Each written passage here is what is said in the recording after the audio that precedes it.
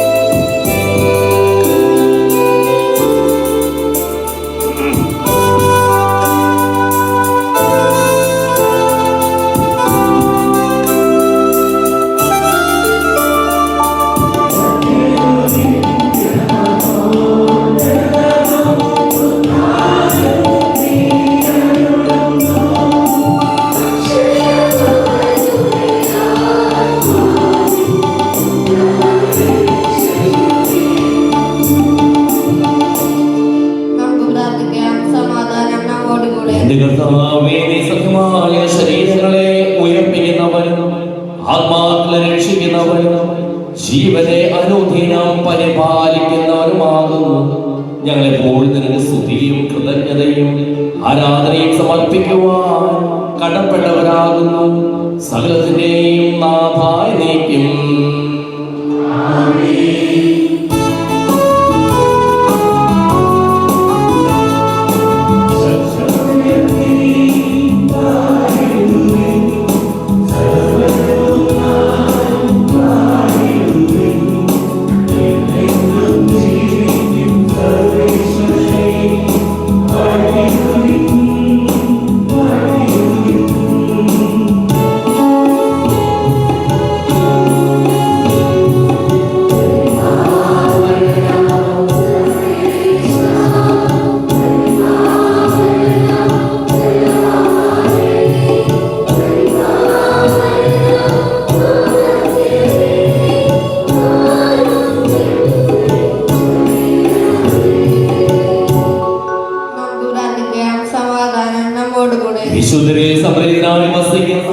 പരിശുദ്ധനും സുദീർഘനും ബലവാനും അമർത്യനുമായ കർത്താവേ, അങ്ങയുടെ സ്വഭാവത്തിനൊത്തവിധം വളരുന്ന ഞങ്ങളെ അനുഗ്രഹിക്കുകയും ഞങ്ങളോട് കരുണ കാണിക്കുകയും ചെയ്യണമേ.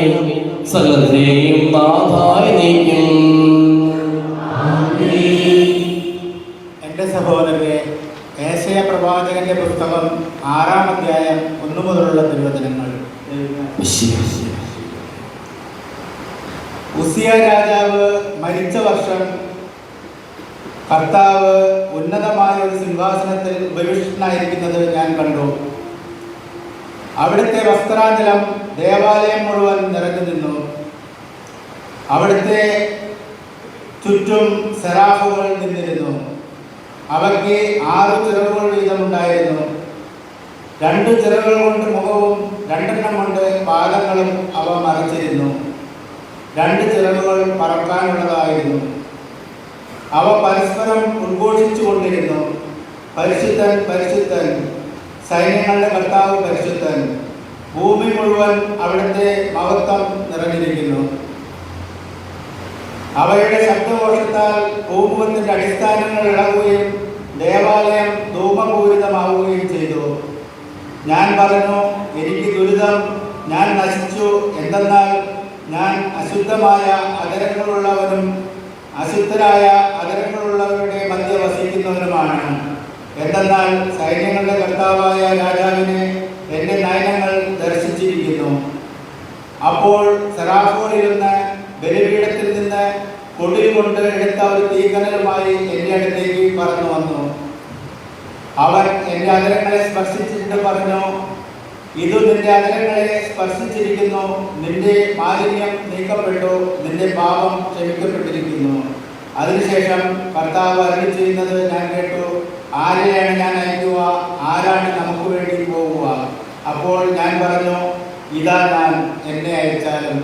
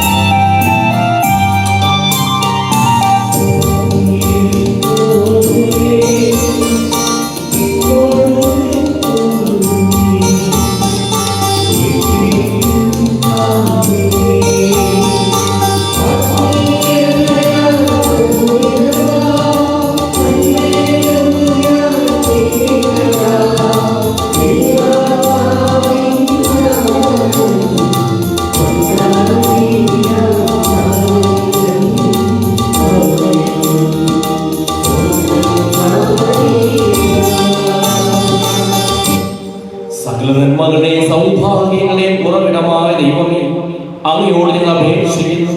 അങ്ങയുടെ സ്വഭാവത്തിനൊത്തവിധം വളരുവാൻ ഞങ്ങളെ അനുഗ്രഹിക്കുകയും ഞങ്ങളോട് കരുണ കാണിക്കുകയും ചെയ്യണമേ.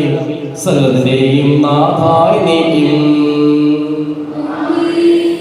എന്റെ സഹോദരരെ, വിശുദ്ധ പൗലോസ്ലീഹ കൊരിന്തോസാർക്ക് എഴുതിയ 1-ാം ലേഖനം 1-ാം അധ്യായം 26 മുതൽ 31 വരെയുള്ള തിരുവചനങ്ങൾ കർത്താവിനെ അനുഗ്രഹിക്കണമേ. സഹോദരരെ, നിങ്ങൾക്ക് ലഭിച്ചിരിക്കുന്ന ദൈവവിളി പറ്റി തന്നെ ചിന്തിക്കുകയും ലൗകിക മാനദണ്ഡമനുസരിച്ച് നിങ്ങളിൽ ബുദ്ധിമാന്മാർ അധികമില്ല, ശക്തരും കുലീനരും അധികമില്ല. എങ്കിലും വിജ്ഞാനികളെ ലജ്ജിപ്പിക്കാൻ ലോകദൃഷ്ടിയിൽ പോഷന്മാരായവരെ ദൈവം തിരഞ്ഞെടുത്തു. ശക്തമായവയെ ലജ്ജിപ്പിക്കാൻ ലോകദൃഷ്ടിയിൽ അശക്തമായവയെയും നിലവിലുള്ളവയെ നശിപ്പിക്കാൻ വേണ്ടി ലോകദൃഷ്ടിയ നിസ്സാരങ്ങളായവയെയും അവഗണിക്കപ്പെട്ടവയെയും ഇല്ലായ്മ തന്നെയും ദൈവം തിരഞ്ഞെടുത്തു. ദൈവസന്നിധിയിൽ ആരും അഹങ്കരിക്കാതിരിക്കാനാണ് അവർ ഇങ്ങനെ ചെയ്തത്. യേശു ക്രിസ്തുവിലുള്ള നിങ്ങളുടെ ജീവിതത്തിന്റെ ഉറവിടം അവിടുന്നാണ്.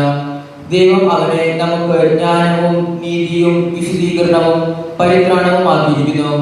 അതുകൊണ്ട് എഴുതപ്പെട്ടിരിക്കുന്നത് പോലെ അഭിമാനിക്കുന്നവൻ കർത്താവിൽ അഭിമാനിക്കട്ടെ.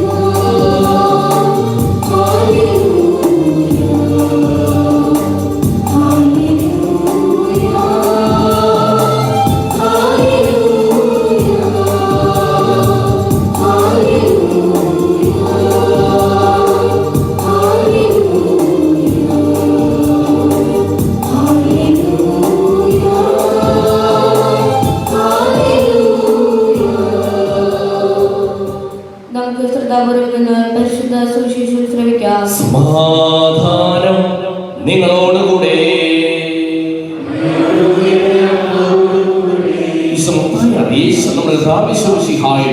പരിശുദ്ധ സുവിശേഷം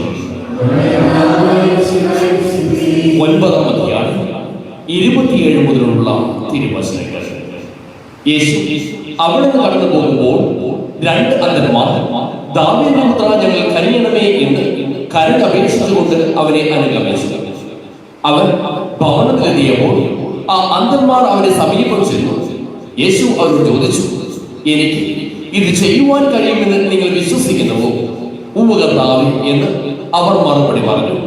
നിങ്ങളുടെ വിശ്വാസം പോലെ നിങ്ങൾക്ക് ഭവിക്കട്ടെ എന്ന് പറഞ്ഞുകൊണ്ട് അവൻ അവരുടെ കണ്ണുകളിൽ സ്പർശിച്ചു. അവരുടെ കണ്ണുകൾ തുറക്കപ്പെട്ടു. ഇത് ആരും അറിയാനിടയാകരുത് എന്ന് യേശു അവരോട് കർശനമായി നിർദ്ദേശിച്ചു. എന്നാൽ അവർ പോയി അവന്റെ കീർത്തി നാടെങ്ങും പരത്തി. അവർ പോയി കഴിഞ്ഞപ്പോൾ പിശാചുബാധിതനായ ഒരു ഊമനെ ജനങ്ങൾ അവന്റെ അടുക്കൽ കൊണ്ടുവന്നു. അവൻ പിശാചിനെ പുറത്താക്കിയപ്പോൾ ആ ഊമർ സംസാരിച്ചു. ജനങ്ങൾ അത്ഭുതപ്പെട്ടു പറഞ്ഞു, ഇതുപോലൊരു സംഭവം ഇസ്രായേൽ ഒരിക്കലും കണ്ടിട്ടില്ല.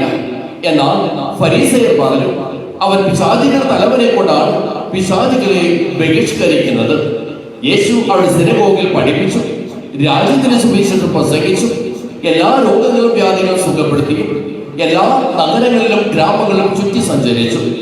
ജനക്കൂട്ടങ്ങളെ കണ്ടപ്പോൾ യേശുവിന് അവരുടെ മേൽ അനുകമ്പ തോന്നി. അവർ ഇടയില്ലാത്ത ആളുകളെ പോലെ പരിഭ്രാന്തരും നിസ്സഹായരുമായിരുന്നു. അവൻ ശിഷ്യന്മാരോട് പറഞ്ഞു, വിളവധികം, വേലക്കാരോ ചുരുക്കം. അതിനാൽ തന്റെ വിളഭൂമിയിലേക്ക് വേലക്കാരെ അയക്കുവാൻ വിളവിന്റെ നാഥനോട് പ്രാർത്ഥിക്കുവിൻ.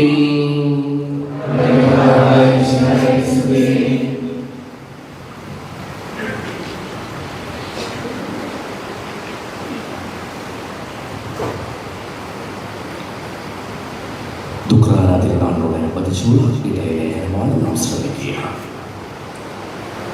സഭാദിനം 2026.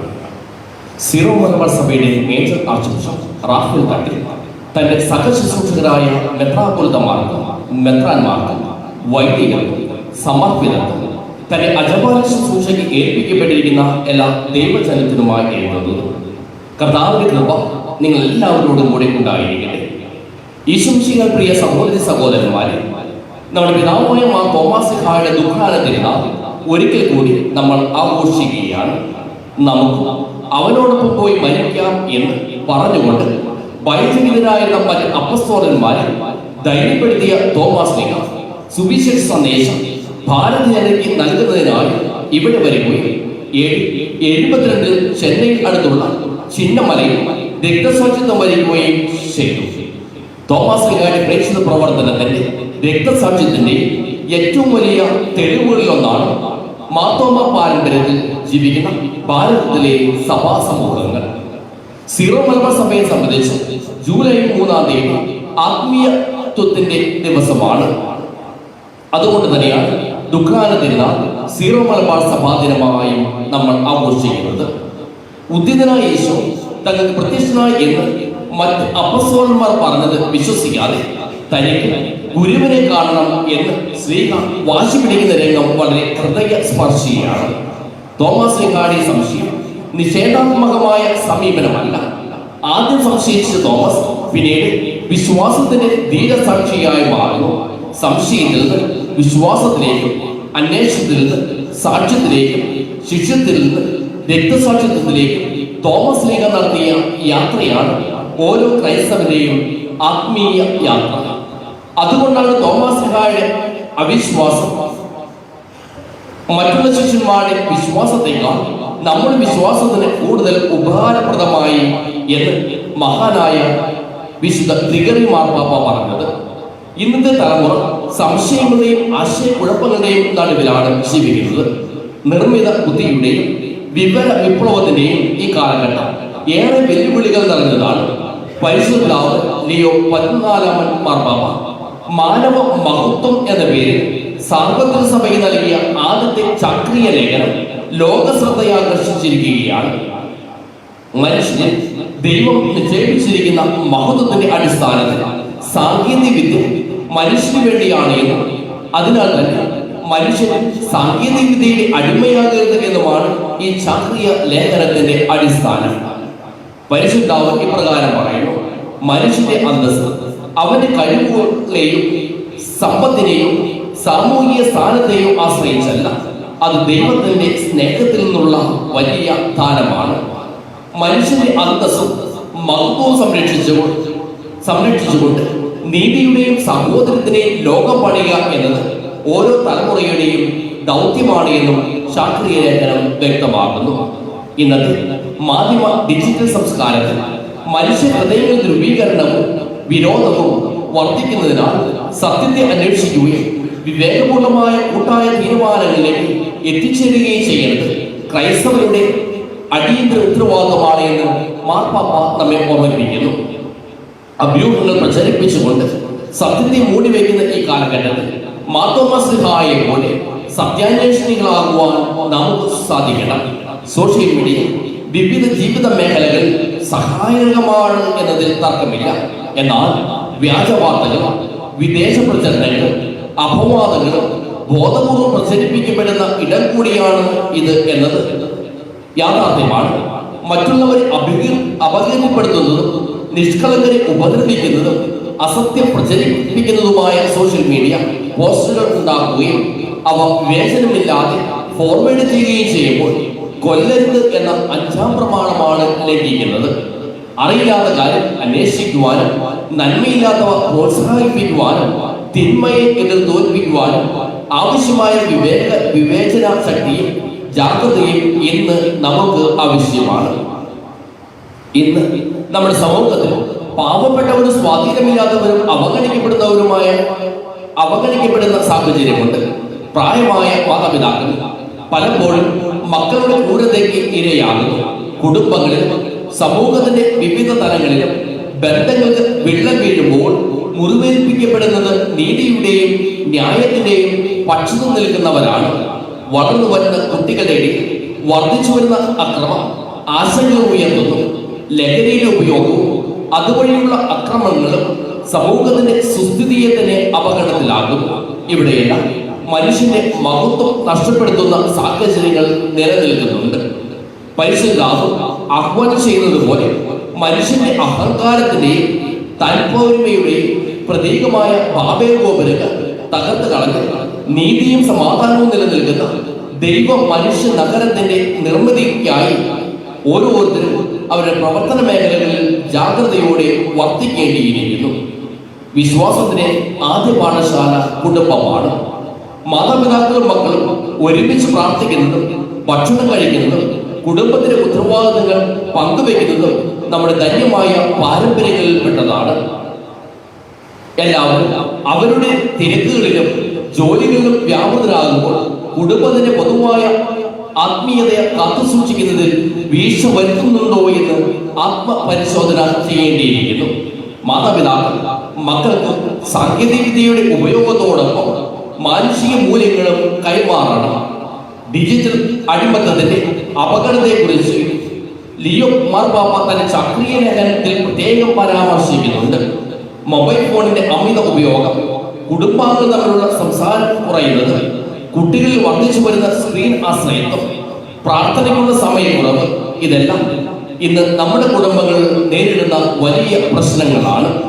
കുടുംബ സാഹചര്യങ്ങൾ ഒരു വ്യക്തിയുടെ ആത്മീയവും ഭൗതികവുമായ രൂപീകരണത്തിൽ ചെലുത്തുന്ന സ്വാധീനം വളരെ വലുതും നിർണായകവുമാണ് എന്ന് പറയേണ്ടതില്ല. അതിനാൽ കുടുംബങ്ങൾ ഡിജിറ്റൽ ഉപവാസം ആചരിക്കുവാനും ഭക്ഷണ സമയങ്ങളിൽ ഫോൺ ഒഴിവാക്കുവാനും ദിവസവും കുടുംബ പ്രാർത്ഥനയ്ക്ക് സമയം കണ്ടെത്തുവാനും എല്ലാവരെയും ഞാൻ ആഹ്വാനം ചെയ്യുന്നു. കൂട്ടായ്മ സഭയുടെ സ്വഭാവമാണ്. അതിനാൽ തന്നെ സഭാംഗങ്ങളെല്ലാവരും കൂട്ടായ്മയിൽ വ്യാപരിക്കുകയും കൂട്ടായ്മ വളർത്തുകയും ചെയ്യുന്നവരാകണം.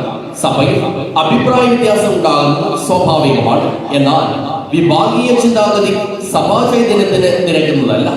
സഭ എന്നാൽ നാം എല്ലാവരും ഉൾപ്പെടുന്ന വലിയ കൂട്ടായ്മയാണ്. അതിനാൽ തന്നെ സഭാ സംവിധാനങ്ങളോട് ചേർന്ന് പ്രവർത്തിക്കുവാനുള്ള കടമ എല്ലാവർക്കുമുണ്ട്.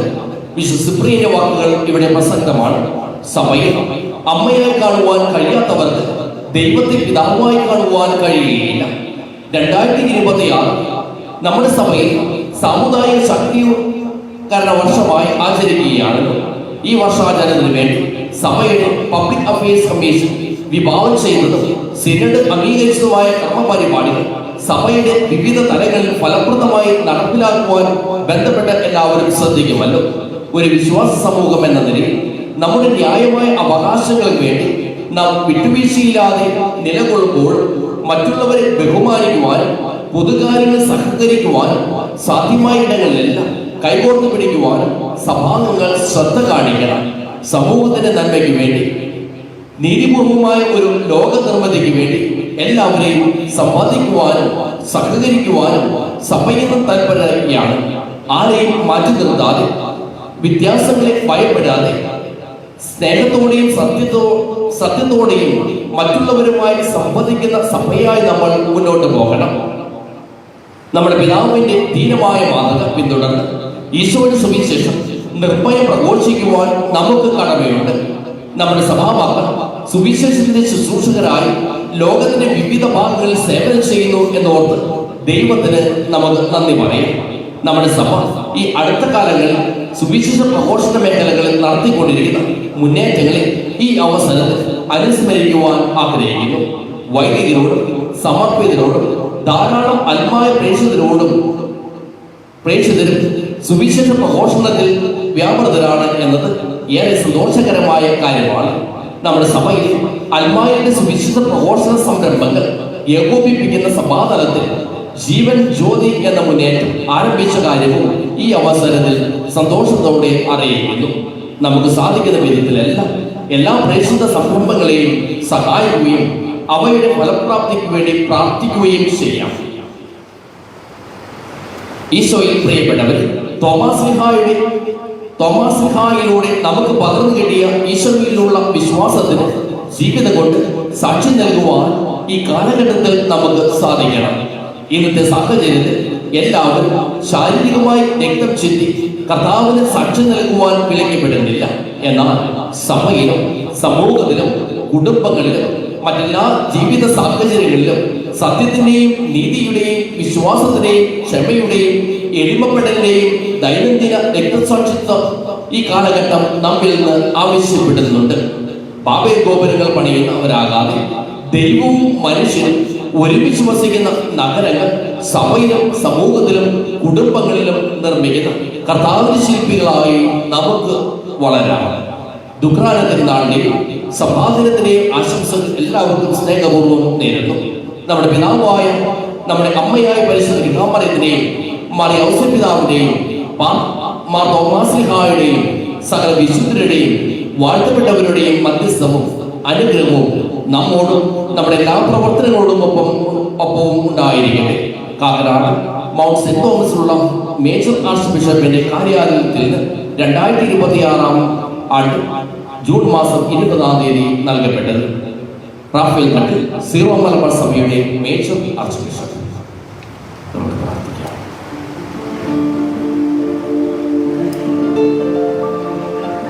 നമുക്കെല്ലാവർക്കും സന്തോഷത്തോടും ഉത്സാഹത്തോടും കൂടി നിന്ന് കർത്താവേ ഞങ്ങളുടെ മേൽ കരുണയുണ്ടാകണമേ എന്ന് അപേക്ഷിക്കാം.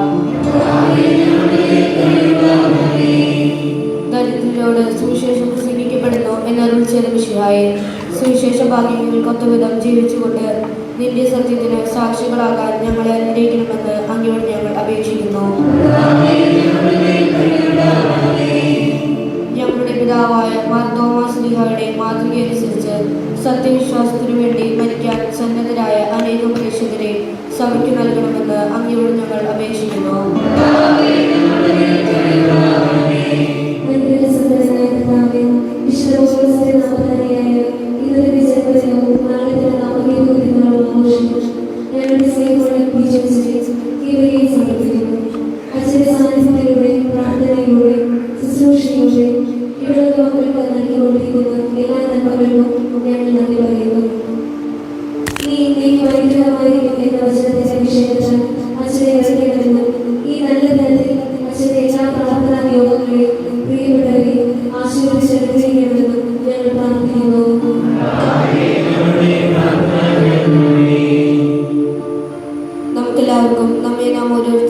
പിതാവിനും പുത്രനും പരിശുദ്ധാത്മാവിനും സമർപ്പിക്കാം.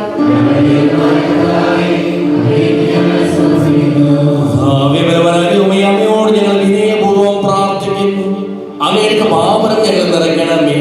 അങ്ങയുടെ ദാനങ്ങൾ ഞങ്ങളുടെ കരങ്ങൾ വഴി വർഷിക്കുകയും ചെയ്യണമേ. സകലത്തിന്റെയും നാഥനായ ദൈവം തനിക്ക് മാസമുദ്രത്തിൽ നമ്മുടെ കടങ്ങളുടെയും പാപങ്ങളുടെയും കറ കഴികളയട്ടെ.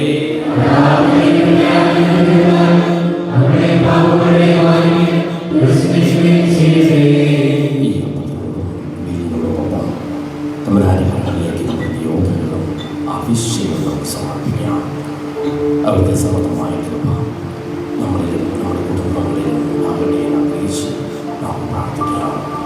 അങ്ങയുടെ രാജ്യമായ ദൈവത്തെ എപ്പോഴും എന്നേക്കും ഞങ്ങൾ സ്തുതിക്കും.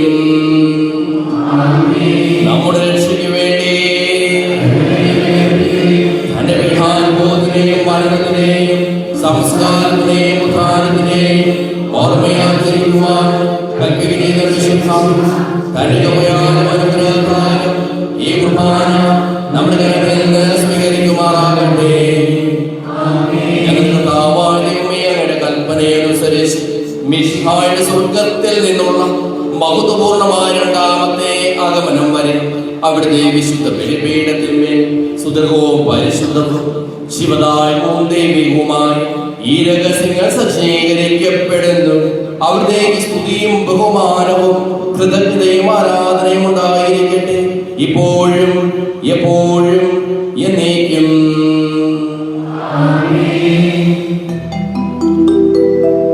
സർവശക്തനാഥനാ ഏകദൈവമേ, വിശ്വസിക്കുമർത്യനാ ഞങ്ങളങ്ങയിൽ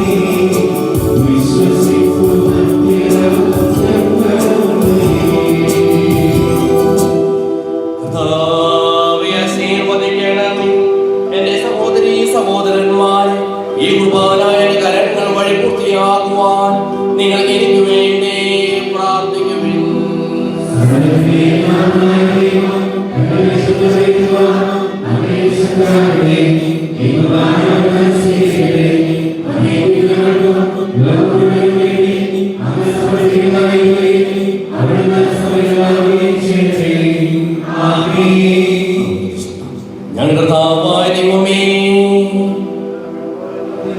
അങ്ങ് ഞങ്ങളുടെ മേൽ വർഷിച്ചുകൊണ്ടിരിക്കുന്ന സമൃദ്ധമായ അനുഗ്രഹങ്ങളെ പ്രതി ഞങ്ങൾ അങ്ങേക്ക് നന്ദി പറയുന്നു. അങ്ങയുടെ പ്രിയപുത്രന്റെ ശരീരങ്ങളാവുന്ന ദിവ്യ രഹസ്യങ്ങളുടെ ശുശ്രൂഷകരാകുവാനും സ്വീകരിക്കുന്നവരാകുവാനും എളിയവരും പാപികളുമായിരുന്നേക്കും ഞങ്ങളെ അങ്ങ് കാരുണ്യാദ്രകത്താൽ യോഗ്യരാക്കി. അങ്ങ് നൽകിയ ഈ ദാനം തികഞ്ഞ സ്നേഹത്തോടും ഉറച്ച വിശ്വാസത്തോടും കൂടി പരികർമ്മം ചെയ്യുവാൻ ഞങ്ങളെ ഓരോരുത്തരെയും ശക്തരാക്കണമെന്ന് അങ്ങയോട് ഞങ്ങൾ അപേക്ഷിക്കുന്നു. ഞങ്ങൾ അങ്ങേക്ക് സ്തുതിയും ബഹുമാനവും കൃതജ്ഞതയും ആരാധനയും സമർപ്പിക്കുന്നു, ഇപ്പോഴും എപ്പോഴും എന്നേക്കും. സമാധാനം നിങ്ങളോട് കൂടെ.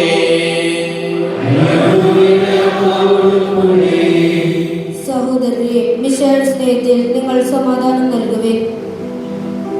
നമ്മുടെ കർത്താവിന്റെ കൃപയും പിതാവായ ദൈവത്തിന്റെ സ്നേഹവും പരിശുദ്ധാത്മാവിന്റെ സഹവാസവും നാം എല്ലാവരോടും കൂടെ ഉണ്ടായിരിക്കട്ടെ, ഇപ്പോഴും എപ്പോഴും എന്നേക്കും. നിങ്ങളുടെ വിചാരങ്ങൾ ഉന്നതത്തിലേക്ക് ഉയരട്ടെ.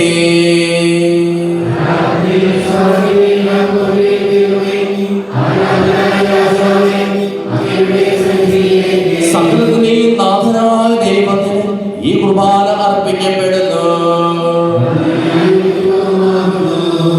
സമാധാനം നമ്മോടുകൂടി. പിതാവും പുത്രനും പരിശുദ്ധാത്മാവുമായ സർവേശ്വരൻ അവയുടെ മഹത്വമേറിയ തൃത്വത്തെ സ്വർഗവാസികളുടെ ആയിരങ്ങളും മാലാഖമാരുടെ പതിനായിരങ്ങളും കുമ്പിട്ടാരാധിക്കുന്നു. അഗ്നിമയന്മാരും അനുഭൂപികളുമായ സ്വർഗീയ സൈന്യങ്ങളും അങ്ങയുടെ നാമം പ്രകീർത്തിക്കുന്നു.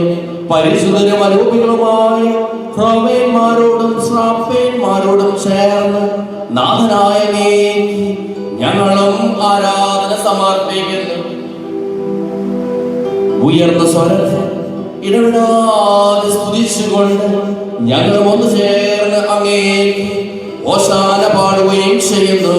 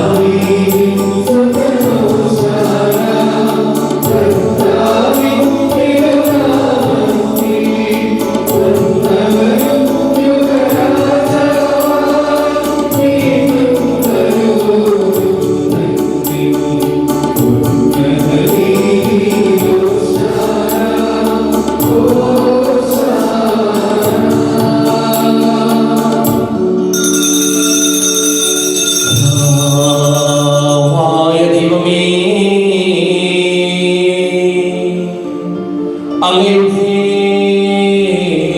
പ്രിയപുത്രൻ ഞങ്ങളെ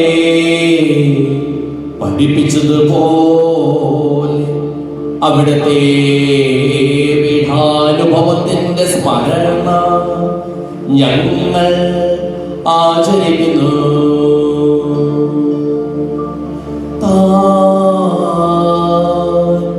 ഏൽപ്പിച്ചു കൊടുക്കപ്പെട്ട രാത്രി ഈശോ നിർമ്മലമായ തൃക്കരങ്ങളിൽ അപ്പമെടുത്ത് സ്വർഗ്ഗത്തിലേക്ക് ആരാധ്യനായ പിതാവേ അങ്ങയുടെ പക്കലേക്ക് കണ്ണുകൾ ഉയർത്തി വാഴ്ത്തി വിഭജിച്ച് ശിഷ്യന്മാർക്ക് നൽകിക്കൊണ്ടരുൾ ചെയ്തു. ഇത് പാപമോചനത്തിനായി നിങ്ങൾക്ക് വേണ്ടി വിഭജിക്കപ്പെടുന്ന എന്റെ ശരീരമാകുന്നു. നിങ്ങളെല്ലാവരും ഇതിൽ നിന്ന് വാങ്ങി ഭക്ഷിക്കുക.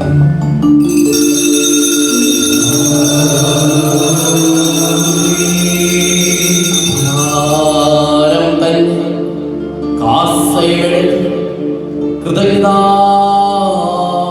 സ്തോത്രം ചെയ്ത് വാഴ്ത്തി അവർക്ക് നൽകിക്കൊണ്ടരുൾ ചെയ്തു. ഇത് പാപമോചനത്തിനായി അനേകർക്ക് വേണ്ടി ചിന്തപ്പെടുന്ന പുതിയ ഉടമ്പടിയിൽ എന്റെ രക്തമാകുന്നു. നിങ്ങളെല്ലാവരും ഇതിൽ നിന്ന് വാങ്ങി പാനം ചെയ്യുന്നു.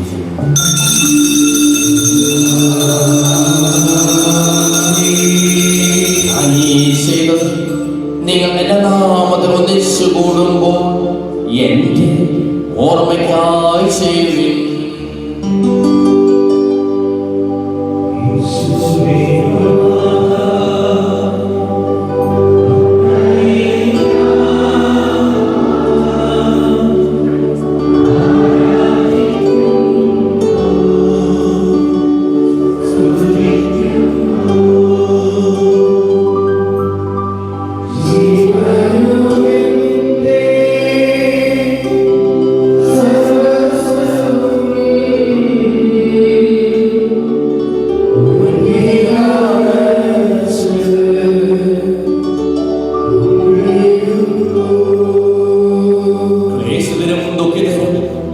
ദരിദ്രരും പീഡിതരും രോഗികളും ആകുലരുമായ എല്ലാവർക്കും വേണ്ടിയും ഞങ്ങളുടെ ഇടയിൽ നിന്ന് അങ്ങയുടെ നാമത്തിൽ വേർപിരിഞ്ഞു പോയ എല്ലാ മനുഷ്യർക്കു വേണ്ടിയും ഞങ്ങളുടെ പ്രാർത്ഥനാ സഹായം പ്രത്യേകം ആവശ്യപ്പെട്ടിരിക്കുന്ന എല്ലാവർക്കും വേണ്ടിയും ഞങ്ങളുടെ മാതാപിതാക്കൾക്കും മക്കൾക്കും കുടുംബാംഗങ്ങൾക്കും ബന്ധുമിത്രാദികൾക്കും വേണ്ടിയും ഞങ്ങളെ സ്നേഹിക്കുന്നവർക്ക് വേണ്ടിയും ഞങ്ങൾ സ്നേഹിക്കുന്നവർക്ക് വേണ്ടിയും അങ്ങയുടെ കാരുണ്യത്തെ പ്രത്യാശപൂർവ്വം കാത്തിരിക്കുന്ന അയോഗ്യരായ ഞങ്ങൾ ഓരോരുത്തർക്കും വേണ്ടിയും കർത്താവേ അങ്ങേ കുർബാന സ്വീകരിക്കണമേ.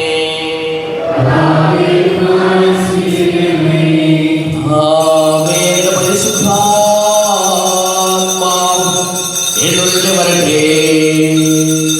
അങ്ങയുടെ ദാസരുടെ കുർബാനയിൽ നമ്മൾ ആവർത്തിച്ചു ഇതിനെ ആശീർവദിക്കുകയും പവിത്രീകരിക്കുകയും ചെയ്യട്ടെ. ഇത് ഞങ്ങൾക്ക് കടങ്ങളുടെ പൂർത്തിക്കും പാപങ്ങളുടെ മോചനത്തിനും മനുഷ്യരുടെ ഉയരത്തിലുള്ള വലിയ പ്രത്യാശയും അങ്ങേ പ്രീതിപ്പെടുത്തിയ എല്ലാവരുടെ ഉപദേശം സ്വർഗരാജ്യത്തിൽ ജീവിതത്തിനും കാരണമാകട്ടെ.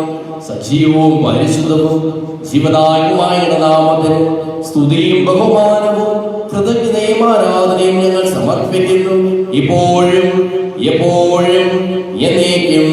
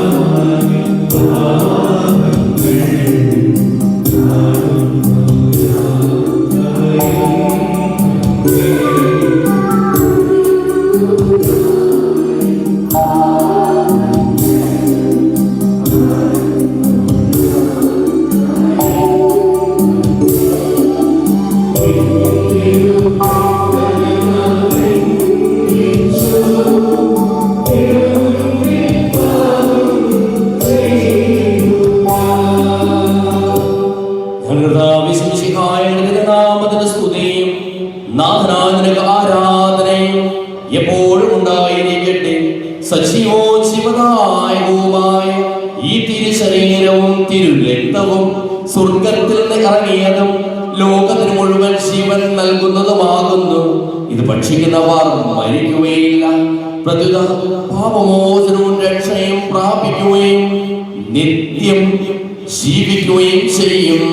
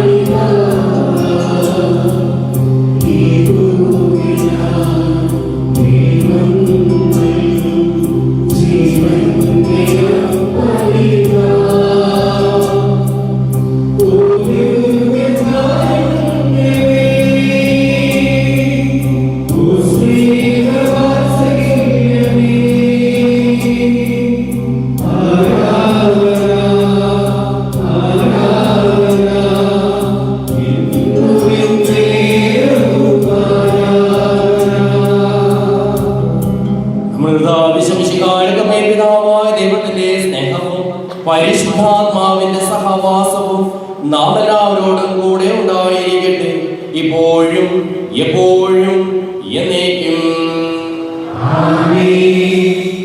നമ്മുടെ രക്ഷകന്റെ അമൂല്യമായ ശരീര രക്തങ്ങളുടെ രഹസ്യങ്ങളെ നമുക്കെല്ലാവർക്കും മധ്യാന്തരങ്ങളോടെ സമീപിക്കാം.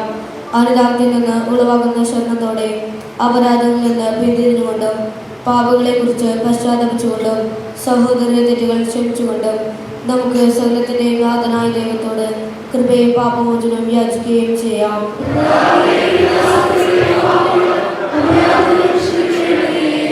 ഭിന്നതകളും കലഹങ്ങളും വെടിഞ്ഞ് നമ്മുടെ മനസ്സാക്ഷിയെ ശുദ്ധീകരിക്കാം.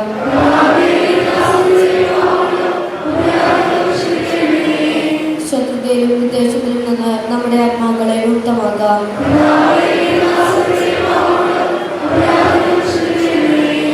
വിശുദ്ധ കുർബാന സ്വീകരിക്കുകയും പരിശുദ്ധാത്മാവിനാൽ പൗത്രീകരിക്കപ്പെടുകയും ചെയ്യാം.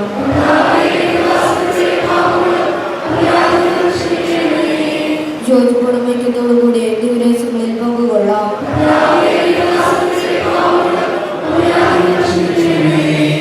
കർത്താവേ, ഇവ ഞങ്ങളുടെ ശരീരങ്ങളുടെ ഉയർപ്പിനും ആത്മാക്കളെ രക്ഷിക്കും കാരണമാകട്ടെ.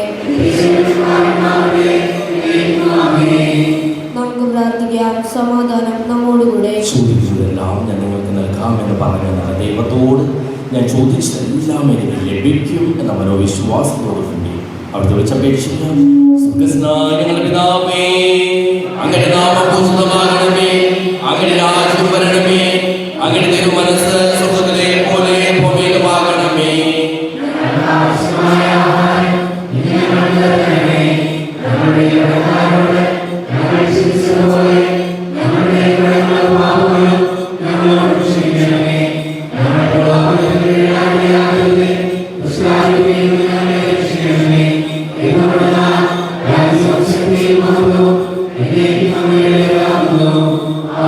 സമാധാനം നിങ്ങളോടുകൂടെ. വിശുദ്ധ കുർബാന വിശുദ്ധ ജനത്തിനുള്ളതാകുന്നു.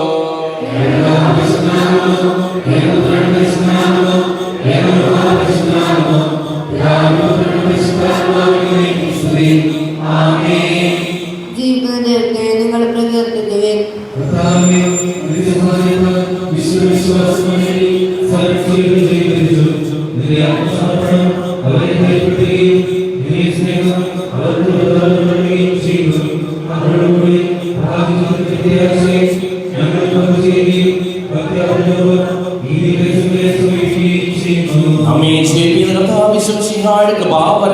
അവിടുത്തെ കാരുണ്യത്താൽ നമ്മെല്ലാവരിലും സമ്പൂർണ്ണമാകട്ടെ.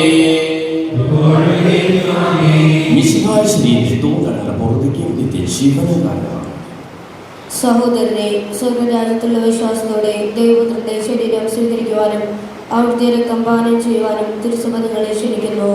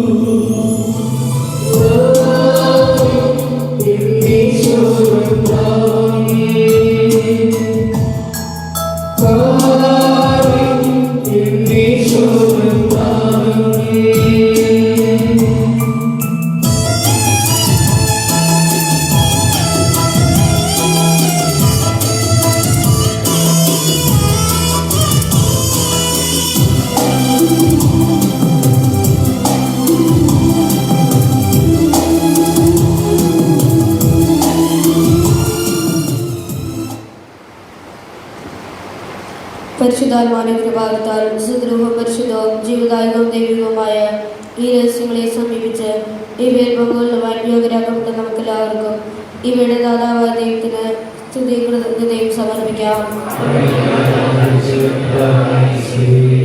നമുക്ക് പ്രാർത്ഥിക്കാം. സമാധാനം നമ്മോടുകൂടെ.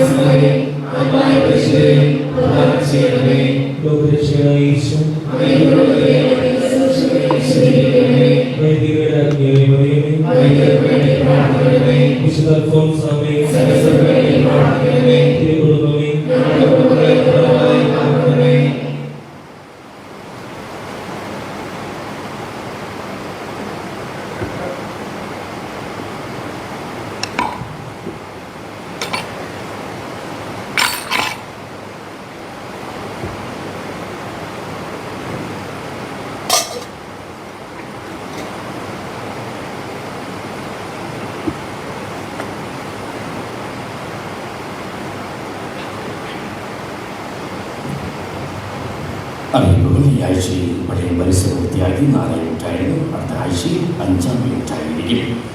കഴിഞ്ഞ ആഴ്ചത്തെ സ്വതന്ത്ര കാഴ്ച 5050 രൂപ. കുടുംബ യൂണിറ്റുകൾ 8ാമത്തെ കുടുംബയോഗം മൂന്നേരി ഔസേപ്പ് വിൻസെൻ്റ് വസതിയിൽ വെച്ച് ഇന്ന് 5 മണിക്ക്. 7ാം യൂണിറ്റിൻ്റെ കുടുംബയോഗം കൂട്ടാല ചക്കുലിയ തോമസിൻ്റെ വസതിയിൽ വെച്ച് 6:30. 2ാം യൂണിറ്റിൻ്റെ കുടുംബയോഗം കുറിയരം ദേവശ്രീ ജിനോയുടെ വസതിയിൽ വെച്ച് 31-ാം തീയതി ചൊവ്വാഴ്ച വൈകിട്ട് 6:30 നടക്കുന്നതാണ്. ജൂലൈ 3-ാം തീയതി വെള്ളിയാഴ്ച ദുഃഖാന തിരുനാൾ ദിനമാണ്.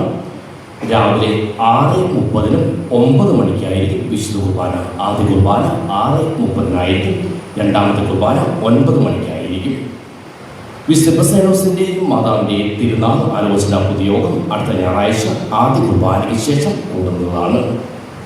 ജൂലൈ 5-ാം തീയതി ഞായറാഴ്ച 2:30 മുതൽ 5:30 വരെ എല്ലാ പേരൻസിനും, പ്രത്യേകിച്ച് കാറ്റഗിസം കുട്ടികളുടെ മാതാപിതാക്കൾക്കും കുട്ടികൾക്കുമായി ഒരു സെമിനാർ ഒരുക്കിയിട്ടുണ്ട്.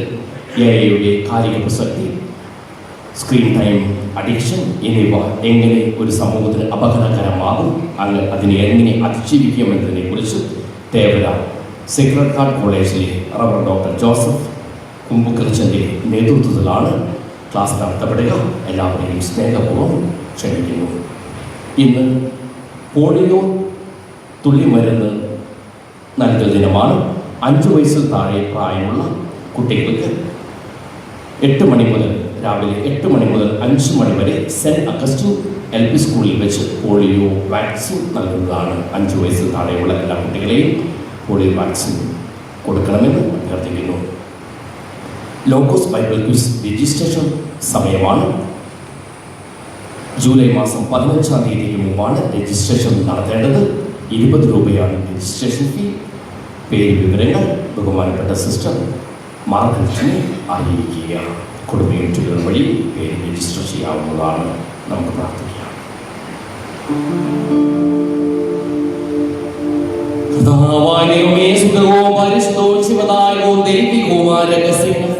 കടങ്ങളുടെ മോചനത്തിനായ കാരുണ്യപൂർവ്വം ഞങ്ങൾക്ക് നൽകിയതിന് ഞങ്ങൾ അങ്ങേക്ക് നന്ദി പറയുന്നു. സകലത്തിനെയും നാഥായി നീക്കും. മനുഷ്യവർഗത്തിന്റെ പ്രത്യാശയായ മിശിഹായി സുദൃഢവും പരിശുദ്ധവും ജീവദായകവും ദൈവികവുമായി കുർബാന വഴി നീ ഞങ്ങളുടെ കടങ്ങളും പാപങ്ങളും പൊറുക്കുകയും അപരാധങ്ങൾ ക്ഷമിക്കുകയും ചെയ്തു. ഉന്നതങ്ങളിൽ നിന്നുള്ള ആരാധ്യമായ ദാനം വാഴ്ത്തപ്പെട്ടതാകട്ടെ. സകലത്തിനെയും നാഥായി നീക്കും.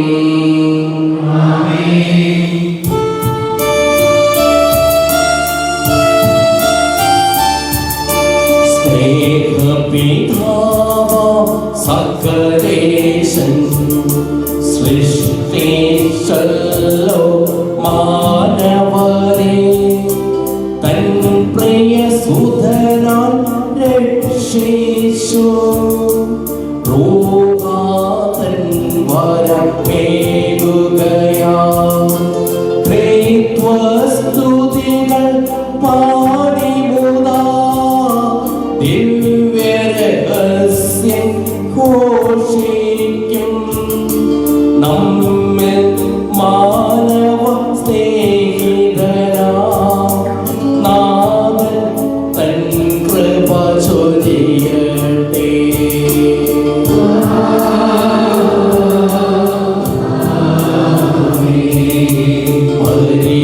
പരിപാവനമീ യാഗത്തിൽ പങ്കാളികളായി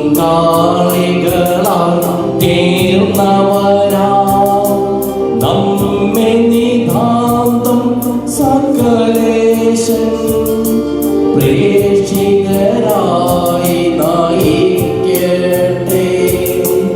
ജീവനും തിരു ശ്രീവായ നിങ്ങൾ മുദ്രിതരാകട്ടെ. സംരക്ഷിതരായി തീരട്ടെ.